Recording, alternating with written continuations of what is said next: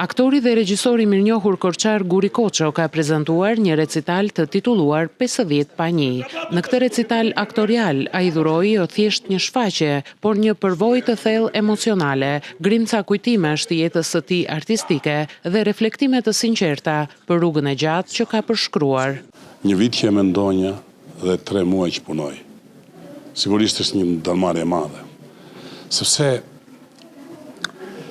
puna qëndron që të gjitha gjërat që mendohen duhet të dilnin në skenë si të rastësishme.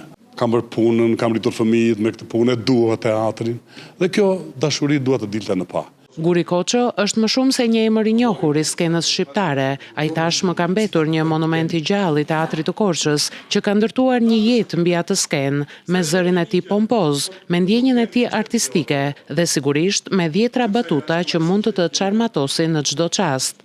Është shumë kënaqësi që mblidhemi në këtë skenë sot dhe interpretojmë të gjithë së bashku për Gurin dhe Guri na fal shumë kënaqësinë.